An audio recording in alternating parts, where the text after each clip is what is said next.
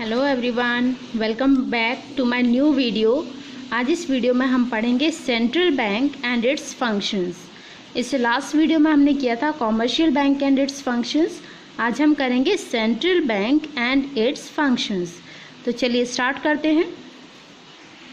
Central bank is an apex body that controls, operates, regulates and directs the entire banking and monetary structure of the country। तो central bank apex mean superior. Central bank एक ऐसी superior body है जो या organisation है जो सभी बैंकों को कंट्रोल करती है, ऑपरेट करती है, रेगुलेट करती है और डायरेक्ट करती है। तो सारी बैंकों को कंट्रोल और रेगुलेट करने का फंक्शन होता है सेंट्रल बैंक का, इसका काम होता है। तो हम कह सकते हैं कि central bank is the father of all commercial banks. तो ये हो गया हमारा सेंट्रल बैंक। सेंट्रल बैंक की स्टार्टिंग हुई थी अप्रैल 1, 1935 में, और एक एक्ट है reserve bank of India act, उसके अकॉर्डिंग सेंट्रल बैंक बनाया गया था। तो किसी भी कंट्री का एक ही सेंट्रल बैंक होता है। इंडिया का सेंट्रल बैंक है RBI। अलग अलग कंट्रीज़ में सेंट्रल बैंक के नाम अलग अलग हैं। हमारी कंट्री के सेंट्रल बैंक का नाम है RBI, reserve bank of India. Function start करते हैं। Functions of central bank. तो फर्स्ट फंक्शन है करेंसी अथॉरिटी। सेंट्रल बैंक का ये फंक्शन है कि वो करेंसीज को इशू कर सकता है। तो गवर्नमेंट ने उसे अथॉरिटी दी हुई है कि वो हमारी कंट्री की सारी करेंसीज को इशू कर सकता है except 1 rupee note and coins. तो सारी करेंसी को इशू करता है, लेकिन 1 रुपये का नोट और कॉइन्स ये गवर्नमेंट इशू करती है। तो आपने कभी नोटिस किया होगा 1 रुपये के नोट पर भारत सरकार लिखा होता है और कॉइन्स पर भी भारत सरकार लिखा होता है। तो ये दो चीज़ें गवर्नमेंट इशू करती है, बाकी सारे नोट्स को सेंट्रल बैंक इशू करता है।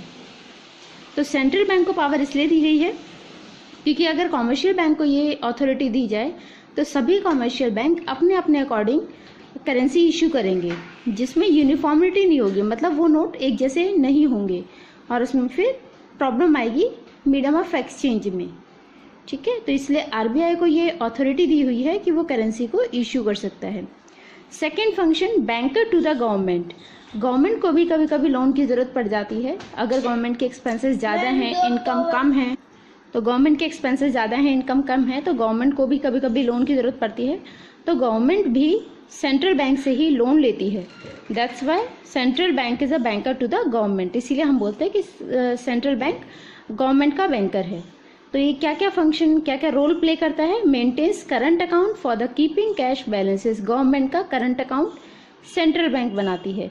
जैसे हम अपने करंट अकाउंट कॉमर्शियल बैंक्स में बनवाते हैं, कॉमर्शियल बैंक हमारे करंट अकाउंट बनाती है, सेविंग अकाउंट्स बनाती है, वैसे ही गवर्नमेंट के करंट अकाउंट सेंट्रल बैंक बनाती है। Then give loans and advances to government. Government को लोन देना है तो कौन देगा? Central bank. Advises the government on economic, financial and monetary matters. Government को एडवाइस देता है कि कहाँ गवर्नमेंट को अपना पैसा लगाना चाहिए, किस वेलफेयर, कहाँ पर वेलफेयर और GDP दोनों इंक्रीज हो सकते हैं, तो किस डायरेक्शन में उसे अपना पैसा इन्वेस्ट करना चाहिए और कहाँ पर रिस्क है, तो वो एडवाइस गवर्नमेंट को देता है। तो सेंट्रल बैंक गवर्नमेंट का बैंक भी है। Next function bankers bank and supervisor. जैसे गवर्नमेंट का बैंक है, ऐसे ही सभी कॉमर्शियल बैंक का भी सेंट्रल बैंक उनका भी बैंक होता है। हमारे अकाउंट कॉमर्शियल बैंक में होते हैं और सभी कॉमर्शियल बैंक्स के अकाउंट सेंट्रल बैंक में RBI में होते हैं। तो जैसे कॉमर्शियल बैंक हमारे अकाउंट बना रहा है, वैसे ही कॉमर्शियल बैंक्स का अकाउंट सेंट्रल बैंक RBI बनाती है। तो उनके लिए क्या क्या फैसिलिटी प्रोवाइड करती है कॉमर्शियल बैंक को? Custodian of cash reserve. अगर कॉमर्शियल बैंक्स के पास सरप्लस है तो वो अपना सरप्लस RBI में डिपॉजिट कर देती है।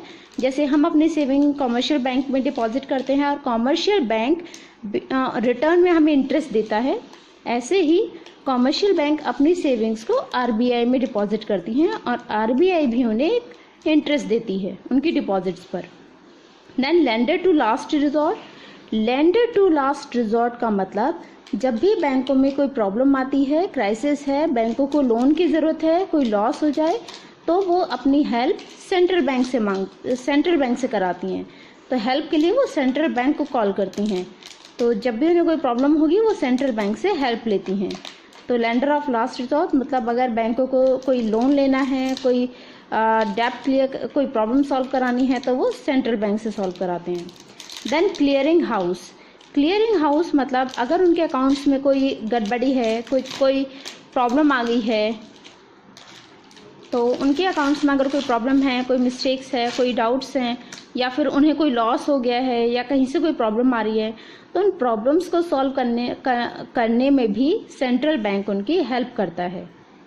क्लियर? तो कस्टोडियन ऑफ कैश रिजर्व मतलब अगर उनकी सेविंग होगी तो सेंट्रल बैंक उन्हें एक्सेप्ट करेगा, इंटरेस्ट देगा। लेंडर ऑफ लास्ट रिजॉर्ट उन्हें लोन प्रोवाइड करता है अगर उन्हें लोन की ज़रूरत है तो। क्लियरिंग हाउस उनकी कोई भी प्रॉब्लम है तो उसे सॉल्व करेगा सेंट्रल बैंक, उसमें हेल्प करता है। देन एज अ सुपरवाइजर वो क्या करता है? Periodic inspection of banks and return filed by them. उनका पीरियडिक एक इंस्पेक्शन होता है सारे बैंक्स का, टाइम टू टाइम उन्हें इंस्पेक्ट करता रहता है बैंकों को कि कितना रेट ऑफ इंटरेस्ट वो लोग चार्ज कर रहे हैं, कितना रिटर्न वो दे रहे हैं, तो वो सारे इंस्पेक्शन सेंट्रल बैंक करता रहता है। तो ये था हमारा third function, bankers, bank and supervisor. तो बैंकों के लिए बैंक भी है और सुपरवाइजिंग का भी काम करता है। Clear? Next is custodian of foreign exchange reserve. Custodian मतलब सेव करके रखना, प्रोटेक्ट करके रखना। तो सेंट्रल बैंक क्या करता है, जितने भी हमारे फॉरेन एक्सचेंज हैं उन्हें अपने पास, उनकी कस्टडी सेंट्रल बैंक के पास होती है। तो सेंट्रल बैंक के पास वो सारी करेंसीज होती हैं फॉरेन एक्सचेंज की, जैसे हमारा डॉलर है और मार्क है, तो सारी जितनी भी यूरो है, तो वो सारी जितनी भी करेंसीज होती हैं वो सारी सेंट्रल बैंक के पास होती है। तो सेंट्रल बैंक जब सेंट्रल बैंक को ज़रूरत होती है उन्हें निकाल लेता है और नहीं होती तो उन्हें कस्टडी उनकी रखता है। तो ये कस्टडी सेंट्रल बैंक के पास होती है सभी फॉरेन एक्सचेंज की, सभी फॉरेन करेंसीज की। Clear? Next one is controller of money supply and credit. Controller of money supply मतलब मनी की सप्लाई को या क्रेडिट को, मार्केट में अगर मनी की सप्लाई है या क्रेडिट है तो उसे कंट्रोल कैसे करता है। तो ये बहुत इंपॉर्टेंट फंक्शंस हैं, थोड़ा ध्यान दीजिए, ध्यान देना इस पर। Controller of money supply and credit, money की सप्लाई को या और क्रेडिट को, लोन को कैसे कंट्रोल करेगा। तो सेंट्रल बैंक कैसे कंट्रोल करता है उसके बारे में हम पढ़ेंगे। तो इसमें दो मेथड्स आते हैं हमारे, एक होता है हमारा क्वांटिटेटिव मेथड और दूसरा होता है क्वालिटेटिव मेथड। तो पहले हम डिस्कस करेंगे क्वांटिटेटिव मेथड। क्वांटिटेटिव मेथड मतलब क्वांटिटी को कम करना। जैसे सपोज मार्केट में 1000 करोड़ रुपीज़ है, तो 1000 करोड़ को कम करके 800 करोड़ कैसे करें, या 800 करोड़ अगर हैं तो उन्हें 1000 करोड़ कैसे करें, कम से ज़्यादा कैसे करें और ज़्यादा से कम कैसे करें। तो ये होती है हमारी क्वांटिटेटिव मेथड, मतलब क्वांटिटी को चेंज करना। तो आरबीआई कैसे क्वांटिटी चेंज करता है, कैसे 1000 करोड़ से 800 करोड़ करेगा मार्केट में, और कैसे 800 करोड़ से 1000 करोड़ कर सकता है। तो ये सारा आरबीआई इंटरफेयर करती है मनी सप्लाई में, तो वो कैसे करती है उसके बारे में हम पढ़ेंगे। तो फर्स्ट वन इज, इसमें फर्स्ट पॉइंट हमारा repo rate. Repo rate means the rate at which central bank of a country lends money to commercial bank to meet their short term needs। तो रेपो रेट होता है कि जिस rate पर central bank commercial banks को loan देगा, land करेगा, loan देगा शॉर्ट टर्म नीड्स के लिए। मतलब वो रेट जिस पर सेंट्रल बैंक कॉमर्शियल बैंक्स को शॉर्ट टर्म के लिए लोन प्रोवाइड करता है, that rate is called repo rate. तो अब रेपो रेट से क्या इफेक्ट पड़ेगा, कैसे मार्केट सप्लाई कम या ज़्यादा होती है, तो वो देखते हैं। तो रेपो रेट क्या था, वो रेट जिस पर सेंट्रल बैंक कॉमर्शियल बैंक्स को लोन देता है। तो अगर सेंट्रल बैंक रेपो रेट बढ़ा देता है, इंक्रीज इन रेपो रेट, उससे क्या इफेक्ट पड़ेगा, कॉमर्शियल बैंक्स को भी अपनी लैंडिंग रेट बढ़ानी पड़ेगी।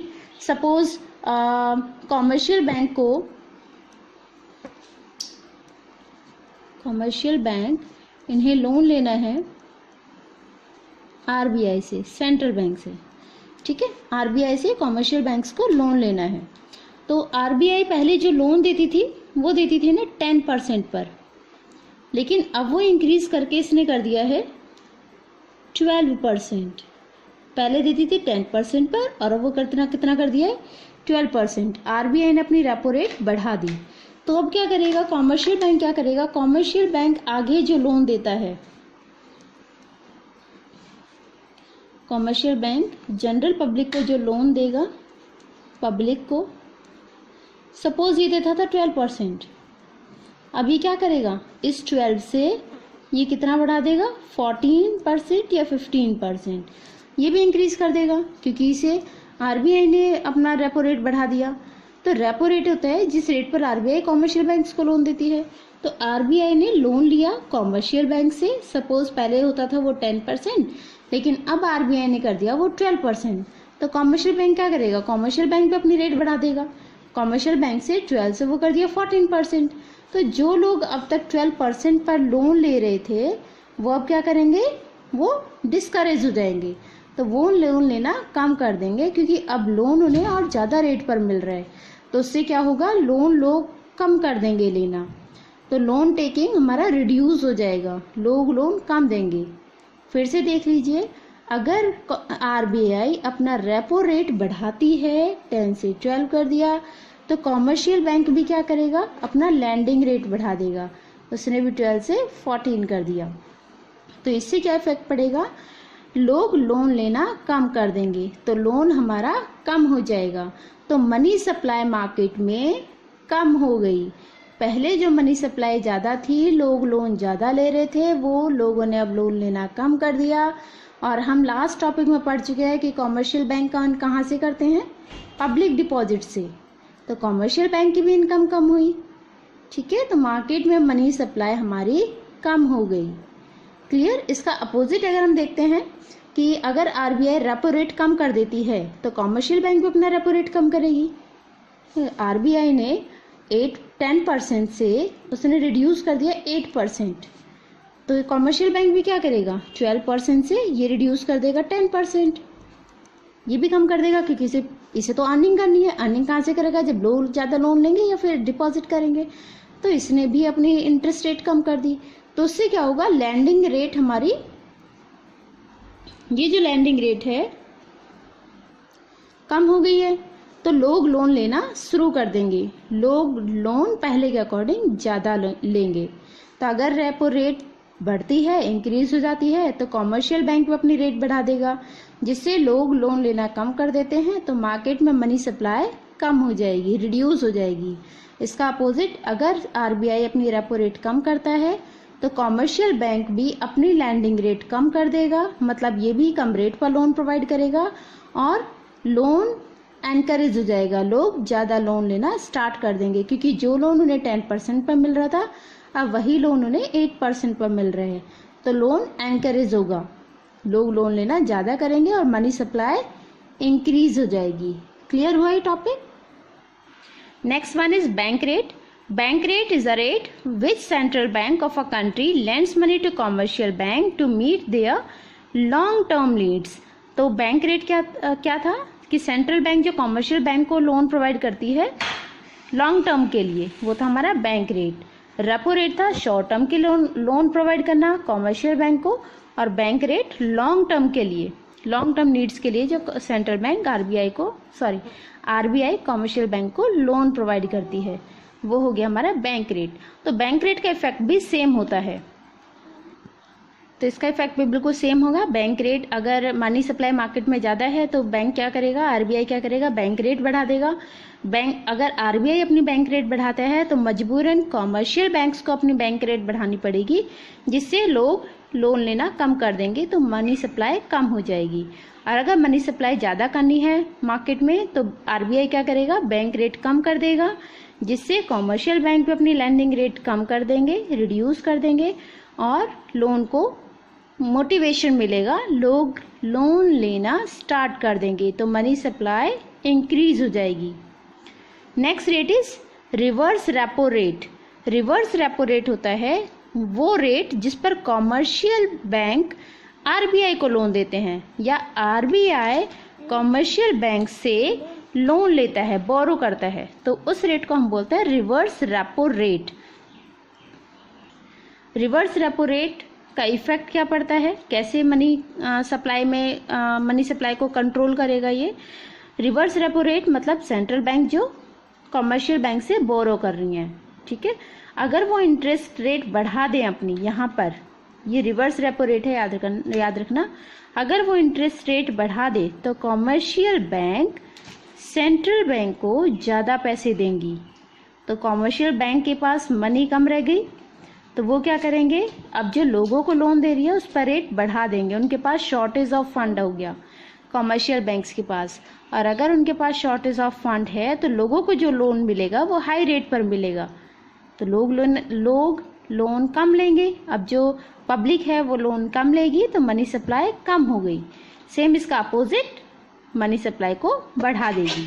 क्लियर। तो रिवर्स रेपो रेट में अगर आरबीआई रेपो रेट बढ़ा देती है तो कमर्शियल बैंक आरबीआई को ज़्यादा लोन देंगे, जिससे उन्हें इंटरेस्ट ज़्यादा मिलेगा, और उससे क्या इफेक्ट क्या पड़ेगा, कमर्शियल बैंक के पास शॉर्टेज ऑफ फंड होगा, फंड की शॉर्टेज होगी, तो वो आगे जनरल पब्लिक को लोन कम दे पाएंगे या फिर हाई रेट ऑफ इंटरेस्ट पर देंगे, जिससे मनी सप्लाई कम हो जाएगी। Clear. Next one is open market operation.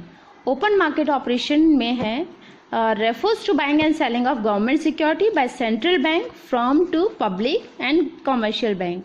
तो इसमें क्या करता है, आरबीआई के पास ये अथॉरिटी दी हुई है गवर्नमेंट ने कि वो गवर्नमेंट सिक्योरिटीज़ को बाय भी कर सकता है और सेल भी कर सकता है। गवर्नमेंट सिक्योरिटीज़ मतलब कमर्शियल बिल हो गए आपके, और तो गवर्नमेंट सिक्योरिटीज़ होती हैं ट्रेजरी बिल। ट्रेजरी बिल मतलब जब गवर्नमेंट को शॉर्ट टर्म फंड की ज़रूरत होती है तो वो लोगों से मांगती है या फिर कमर्शियल बैंक से मांगती है, तो वो हो गया गवर्नमेंट सिक्योरिटी। तो आरबीआई को ये अथॉरिटी है कि वो गवर्नमेंट सिक्योरिटीज़ को परचेज भी कर सकती है और सेल भी कर सकती है।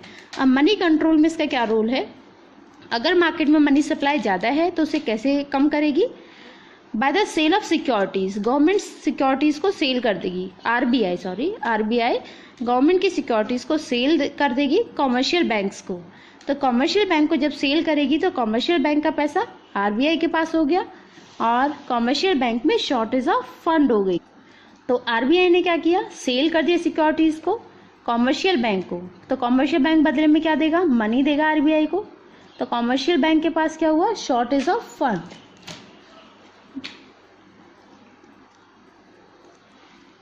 शॉर्टेज ऑफ फंड, तो इसके पास फंड कम हो गया। अब ये जब इसके पास फंड कम है तो आगे लोन कैसे प्रोवाइड करेगा, हाई रेट ऑफ इंटरेस्ट पर।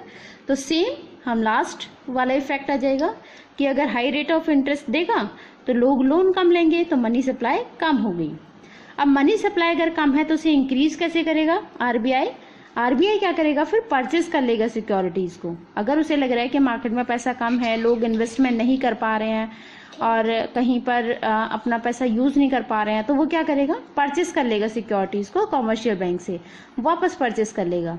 अब जब इसने कमर्शियल बैंक से सिक्योरिटीज़ वापस परचेस की तो क्या हुआ, इसने कमर्शियल बैंक्स को पैसे दे दिए। अब कमर्शियल बैंक के पास पैसे बहुत सारे आ गए, अब इसके पास कोई शॉर्टेज नहीं है, तो इसके पास जब पैसे बहुत सारे आ गए तो ये लोगों को लोन दे सकता है कम रेट पर। तो लोन को मोटिवेशन मिलेगा और लोग ज़्यादा लोन लेंगे और ज़्यादा इन्वेस्ट करेंगे, तो मनी सप्लाई मार्केट में ज़्यादा हो गई। तो इस तरीके से आरबीआई सेल और परचेज के थ्रू भी मनी सप्लाई को कंट्रोल करता है। Next one is legal reserve requirement और वेरिएबल रिजर्व रेशियो मेथड, इसे ये भी बोलते हैं। तो लीगल रिजर्व रिक्वायरमेंट हमने लास्ट वीडियो में पढ़ा था। लीगल रिजर्व रिक्वायरमेंट क्या होता है, लीगल रिजर्व रिक्वायरमेंट के लीगल रिजर्व रेशियो या रिक्वायरमेंट, इसके दो पार्ट्स होते हैं, CRR कैश रिजर्व रेशियो और SLR स्टेटरी लिक्विडिटी रेशियो। CRR वो पार्ट होता है LR का जो आरबीआई के पास होता है, और LRR का वो पार्ट जो बैंक के पास रहता है उसे बोलते हैं हम SLR, जो बैंक के खुद के पास रहता है। ठीक है, तो लास्ट वीडियो में हमने एक एग्जांपल लिया था कि हम 1000 रुपीज़ अगर बैंक में डिपॉजिट करते हैं तो बैंक क्या करता है, उसमें से 800 का लोन दे देगा, बाकी 20% रिजर्व करके रखेगा। एक रेशियो से रिजर्व करके रखना होता है, तो वो क्या था हमारा LRR, जो रिजर्व करके रख रहा था। तो इसमें से वो क्या करता है, कुछ पार्ट तो आरबीआई के पास रख देता है, कुछ अपने पास रखता है। जितनी उसे ज़रूरत है वो अपने पास रखेगा, बाकी का कुछ पार्ट आरबीआई को दे देगा। तो जो पार्ट वो आरबीआई को दे रहा है 200 में से, जो भी पार्ट, ज़रूरी नहीं है 100 ही हो, 150 भी हो सकता है या केवल 50 भी हो सकता है, तो जो पार्ट 200 में से वो आरबीआई को दे रहा है वो होता है हमारा CRR, कैश रिजर्व रेशियो। और जो पार्ट वो अपने पास रखते हैं LRR का, वो पार्ट जो बैंक अपने पास रखता है विड्रॉइंग डिमांड्स को पूरा करने के लिए, उसे बोलते हैं हम SLR, स्टेटरी लिक्विडिटी रेशियो। तो क्लियर हुआ, LRR के 2 पार्ट्स थे, CRR और SLR। CRR वो पार्ट होता है जो आरबीआई में बैंक डिपॉजिट करता है बैंक, और LRR वो SLR वो पार्ट था जो कॉमर्शियल बैंक अपने पास रखते हैं। ठीक है, इससे क्या इफेक्ट पड़ेगा, अगर CRR cash reserve ratio commercial bank बढ़ा देगा तो उससे क्या होगा, कॉमर्शियल बैंक के पास अपना रिजर्व कम होगा। सपोज अगर कॉमर्शियल बैंक CRR बढ़ा देता है तो यहाँ 100 की जगह उसे 200 रखने पड़ रहे हैं। ठीक है, 100 की जगह पर वो 200 रख रहा है, तो यहाँ पर उसका रेशियो बढ़ गया, LRR उसे ज़्यादा रखना पड़ गया, उसे 200 की जगह 300 रखना पड़ रहा है, और जिसमें से 200 उसने CRR रखा, बाकी का 100 अपने पास रखा। क्लियर हो रहा है। तो अगर आरबीआई CRR को बढ़ा देता है तो यहाँ 100 की जगह उसने बोला कि 200 रिजर्व रखो, तो उसे क्या करना पड़ेगा, 200 तो आरबीआई को दे रहा है, 100 उसे अपने पास भी रखने हैं क्योंकि फ्यूचर डिमांड्स को पूरा करने के लिए। तो उसे ये LRR जो रेशियो था वो ज़्यादा रखना पड़ेगा। तो अभी तक जो 800 में से वो 200 का रेशियो रख रहा था, मतलब 800 लोन दे रहा था, 200 LRR रख रहा था, तो अब क्या होगा, उसे 1000 में से 300 का तो LRR ही रखना पड़ गया। तब वो लोन कितना देगा, 800 की जगह 700 का। अब वो 700 का लोन दे रहा है तो उसकी इनकम कम हुई। कॉमर्शियल बैंक इनकम यहीं से करता है, जितना लोन देगा उससे इनकम होगी उसकी, हम लास्ट वीडियो में पढ़ चुके हैं। तो ये क्या हुआ, उसका रेशियो उसका कम हो गया, तो लोन इनकम भी उसकी कम होगी, तो मनी सप्लाई कम हो गई। ठीक है, अगर आरबीआई CRR बढ़ा देती है, इसका रेट बढ़ा देगी, तो बैंकों का LRR कम हो जाएगा, जिसकी वजह से वो रेशियो कम, लोन कम दे पाएगी और उससे उसकी इनकम भी कम हो जाएगी। अपोजिट इसका, अगर CRR को कम कर देता है तो रिजर्व इनके पास ज़्यादा होगा, वो अब ज़्यादा लोन दे सकते हैं, तो मनी सप्लाई ज़्यादा हो जाएगी। सेम एज SLR की कंडीशन में होता है, अगर SLR आरबीआई बढ़ा दे तो बैंकों को जो रिजर्व है वो लोन के लिए जो देते हैं वो अमाउंट उनके पास कम हो जाएगा और वो इनकम कम हो जाएगी, तो मनी सप्लाई भी कम हुई। और अगर SLR को कम कर देते हैं, बैंक अब अपने पास कम अमाउंट रख सकते हैं, तो क्या करेंगे, लोन ज़्यादा देंगे। अभी तक 1000 में से वो 100 अपने पास रख रहे थे, अगर वो रेट कम हो जाए 50 ही रखना पड़े, तो मार्केट में कितना लोन दे रहे हैं वो 850 का। लोन ज़्यादा दिया तो इनकम ज़्यादा हुई, तो मनी सप्लाई भी इंक्रीज हो जाएगी। क्लियर।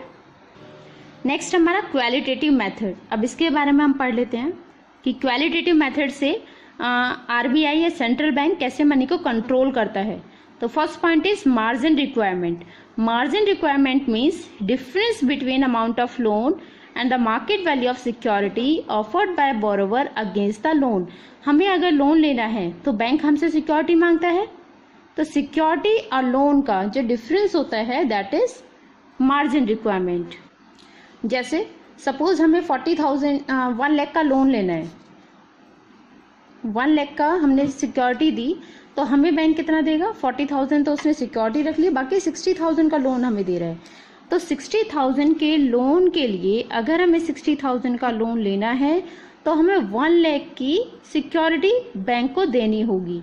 तो 1 लाख माइनस 60, ये 40,000 क्या हो गया, मार्जिन रिक्वायरमेंट।